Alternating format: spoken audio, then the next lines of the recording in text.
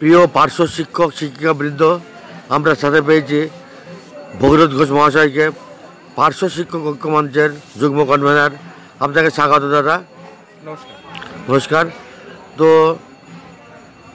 বলুন, আজ মানে কি খবর আছে? বিভিন্ন রকম বিতর্ক চলছে, এই বিষয়ে কিছু বলবেন? না, বিতর্কিত বিষয় নিয়ে আমি কিছু বলতে চাইছি না। যারা বিতর্ক করছে তারা আজকে পার্শ্ব শিক্ষক ঐক্য মঞ্চ যে একটা অনুদানের কাজ করলো, বিষয়টি কি?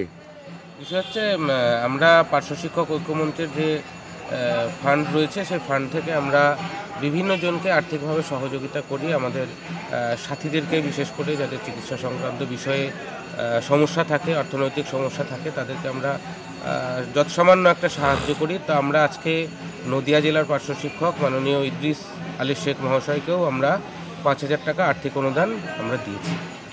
হ্যাঁ, আপনারা যারা ভিডিও দেখছেন, উনি কিছুক্ষণ আগে আমাকে টাকাটা দিলেন, হাতে দিয়েছেন 200 টাকা। যেহেতু আমার কাছে নগদ কোনো পয়সা নেই, তাই 200 টাকা হাত দিলাম। আর 4,800 টাকা ফোনপেতে ভরে দিলেন। আমি টাকা পেয়েছি, সেটা স্বীকার করলাম আপনাদের কাছে। এবং ঐক্যমঞ্চকে অনুরোধ করব যে আপনারাও তার যে চিকিৎসার ব্যয়ভার, বিরাট ব্যয়ভার তার পক্ষে চালানো কোনো মতেই সম্ভব নয়। আপনারা দেখেছেন তিনি মাননীয় মুখ্যমন্ত্রীর কাছেও একটা আবেদন করেছেন যাতে সে চিকিৎসা খরচ কিছু পায় এবং সে যাতে স্বাভাবিক জীবনে ফিরে আসতে পারে। ঠিক সে কারণে আমিও আপনাদের কাছে আবেদন করছি যে আপনারাও স্কুলে কিছু অর্থ সহযোগিতা স্কুল থেকে যদি করেন, তাহলে আমরা আরেকজন সাথীকে না হারানোর হাত থেকে বেঁচে যাব। আমি তার ফোনপে নাম্বারটা আপনাদের বলে দিচ্ছি: 8167 293 640, এবং অ্যাকাউন্ট নাম্বার হচ্ছে 0330010199124। IFSC কোড হচ্ছে PUNB 003302। এটা হচ্ছে তার অ্যাকাউন্ট নাম্বার। আপনারা ব্যাঙ্ক অ্যাকাউন্টও দিতে পারেন এবং তার যে ফোনপে নাম্বার আছে সেই ফোনপে নাম্বারেও তাকে দিয়ে সহযোগিতা করতে পারেন। এবং আমরা চাই ইদ্রিস আলী শেখের মতো একজন লড়াকু ছেলে, লড়াকু শিক্ষক, তিনি আবারও সমাজের মূল স্রোতে ফিরে আসুক, আমাদের মধ্যে আবারও ফিরে আসুক। তাই আপনাদের সকলের কাছে করজোরে অনুরোধ করব, আপনারা যৎসামান্য সহযোগিতা করে তাকে আবার বাঁচানোর চেষ্টা করবেন। আরেকটা কথা বলি, এই মানে ভিডিও দেখতে দেখতে একটা নাম্বার উঠবে, হোয়াটসঅ্যাপ নাম্বার, ওটাই আমার ফোন নাম্বার, আমার ফোন নাম্বার, ওটাতে যোগাযোগ করবেন যদি কোনো অসুবিধা হয়। আর সকলকে অনুরোধ করছি, আপনারা যদি মানে আমাকে সুইসাইডের হাত থেকে বাঁচাতে চান, আমি সুইসাইডের মানে একজন পেশেন্ট। সুইসাইড করার মানসিকতা মানে প্রায় সমাজ থেকে মাঝে মধ্যে আসে, কিন্তু পরকালের জন্যে আল্লাহ যেহেতু ক্ষমা করবেন না সুইসাইড করলে, তা এখনও করিনি। কিন্তু পরিস্থিতি খুব খারাপ, যে কোনো মুহূর্তে ওরকম দুর্ঘটনা ঘটে যেতে পারে। তাই আমাকে যদি 50 টাকা, 100 টাকাও হয়, যদি 20 টাকাও হয়, দান করবেন। ধন্যবাদ। বলুন। ইদ্রিস আলী ভাই এই মুহূর্তে তার চোখে দেখতে পায় না, লিখতে পারে না ঠিকঠাক, হাঁটা চলা করতে পারে না, তার ব্রেনের স্নায়ুগুলোর 50% প্রায় ড্যামেজ হয়ে গেছে। ফলে একটা বিরাট খরচের ব্যাপার রয়েছে তার মধ্যে। তো আমরা যদি যৎসামান্য করে দিই, তাহলে আমরা তাকে অন্ততপক্ষে কিছুদিন বাঁচিয়ে রাখতে পারবো। তার ওষুধ খরচ এবং ডক্টর খরচ যেটা, সেটা খানিকটা অন্ততপক্ষে হবে।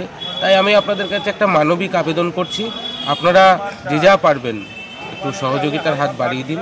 আমাদের সকলের অবস্থা প্রায় একই, তবুও আমরা তো অন্ততপক্ষে বেঁচে রয়েছি। তাই আমরা যদি তার উপর দৃষ্টি রাখি, তাহলে পরে হয়তো একজন মানুষকে আমরা বাঁচাতে পারব। আর আপনাদের 10 টাকা দান হলেও সেটা আমি গ্রহণ করবো এবং আজীবন যতদিন বেঁচে থাকে ততদিন মনে রাখবো। তো আর এই দান, কোনো দান বিফলে যায় না। এই দান আপনারা আল্লাহ ঈশ্বরের কাছ থেকে ফেরত পাবেন, এটা জেনে দেখবেন। আপনাদের মানে ইসলাম ধর্ম আছে, অন্য ধর্ম আছে, হিন্দু ধর্ম আছে, দান কোনো বিফলে যায় না। এবার জানতে চাইব যে এই পার্শ্ব শিক্ষকদের ভাতা বৃদ্ধির বিষয়ে বিভিন্ন রকম বিতর্ক চলছে।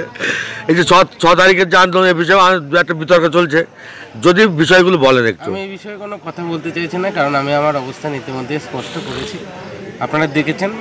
তো যে কর্মসূচি 6 তারিখ সম্ভবত হচ্ছে, তো সে বিষয়ে যাবেন কি না যাবেন সেটা আপনাদের সম্পূর্ণ ব্যক্তিগত ব্যাপার। কিন্তু পার্শ্ব শিক্ষক ঐক্যমঞ্চ এই কর্মসূচিকে সাপোর্ট করে না। এই কর্মসূচিতে আমরা বাইরে থেকে তাদেরকে যেটুকু সাহায্য করার করব, কিন্তু আমরা বিরোধিতাও করছি না। যারা করছে তারা বিষয়টা বলতে পারবেন, তারা ব্যাপারটা বুঝতে পারবেন। আর আমরা এই বিষয়টায় এখনই রাজপথে নামার পক্ষে নই, তার কারণ হচ্ছে আমরা চাইছি সরকারপন্থী সংগঠনকে আরও একটা মাস অর্থাৎ ডিসেম্বর মাসটা আমরা সময় দিতে চাইছি, এবং এই মাসের মধ্যে যদি কিছু না হয় জানুয়ারি থেকে যারা যে কর্মসূচি নেবেন সেই কর্মসূচিতে পার্শ্ব শিক্ষক ঐক্যমঞ্চ সম্পূর্ণরূপে থাকবে।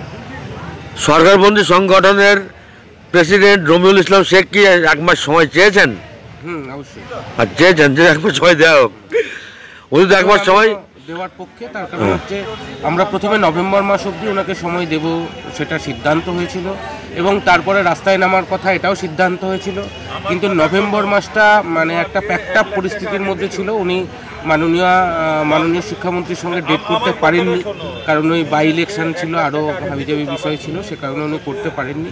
তো উনি বলেছেন 10 তারিখের পর, মানে ডিসেম্বরের 10 তারিখের পর শিক্ষামন্ত্রীর সঙ্গে আমাদের বসিয়ে দেবেন, এবং সেই বিষয় নিয়ে উনি আমাদের কথা দিয়েছেন। ঠিক সে কারণেই আমরা শিক্ষামন্ত্রী কী বলতে চাইছেন মাননীয় শিক্ষামন্ত্রীর সঙ্গে একবার সাক্ষাৎ না করার পর্যন্ত আমরা কোনো ডিসিশন নিতে পারছি না। আর অন্যদিকে সার্বিকভাবে একটা প্রচেষ্টা চলছে, একটা চেষ্টা সবাই মিলেই করছে, তো সে কারণে আমি সেটাও একটু দেখে নিতে চাইছি। আর পার্শ্ব শিক্ষক ঐক্যমঞ্চ এখন সম্পূর্ণরূপে অফিসগুলোতে যোগাযোগ করতে শুরু করেছে। বিভিন্ন জায়গায় আমরা বিভিন্ন দিন মুভ করছি, সেটা আমরা সবটা বাইরে নিয়ে আসছি না। তো আশা করি সুদিন আসবে, ভালো দিন আসবে, সে অপেক্ষায় আছি, এবং সেই অপেক্ষার কারণেই আমরা। তো সরকারপন্থী সংগঠন 1 মাস সময় নিয়ে সে একদিনও যোগাযোগ করেনি, মানে যেটা আমরা জানতে পাচ্ছি যে না শিক্ষামন্ত্রীর কাছে গেছে, না মুখ্যমন্ত্রীর দরবারে যাওয়ার চেষ্টা করেছেন, মানে চেষ্টাটুকু করেননি। তাহলে যে 1 মাস সময় ফের চাচ্ছেন, তাতে করে কি কিছু গ্যারান্টি আছে যে তিনি যাবেন? মানে যাওয়ার কথা, ভাতা বৃদ্ধিটা পরের ব্যাপার, মানে উনি যাবেন এরকম কি কোনো সিওরিটি আছে? না, উনি একাধিক দিন গেছেন, মুখ্যমন্ত্রীর যে সিএমও যে অফিস, সে অফিসে একাধিক দিন গেছেন, এবং সেটা উনি আমাদেরকে জানিয়েছেন। উনি যেটা এখনও সম্ভাবনা যে আমরা সাক্ষাৎ করব সেই ডেটটা এখনও করতে পারেননি উনি। তো যেহেতু বিধানসভা চলছেন, সেটা উনি জানিয়েছেন আমাদের যে বিধানসভার অধিবেশন শেষ হলে তারপরেই আমাদেরকে নিয়ে উনি বসিয়ে দেবেন, এটা উনি আমাদের বলেছেন। আর আমরা সেইটুকু সময় আমি দেওয়ার জন্য, কারণ জীবনের 20টা বছর পেরিয়ে এসেছি, আর যে ফোরাম তৈরি হয়েছে আমি চাই না সেই ফোরাম তার লক্ষ্যচ্যুত হয়ে সেটা বিনষ্ট হোক। আমরা 20টা বছর ধরে একত্রিত হতে পারিনি, সাংগঠনিক নেতারা এক জায়গায় বসতে পারিনি, সকলে একত্রিত বসে ঐক্যমত্যের ভিত্তিতে কোনো সিদ্ধান্ত নিতে পারিনি।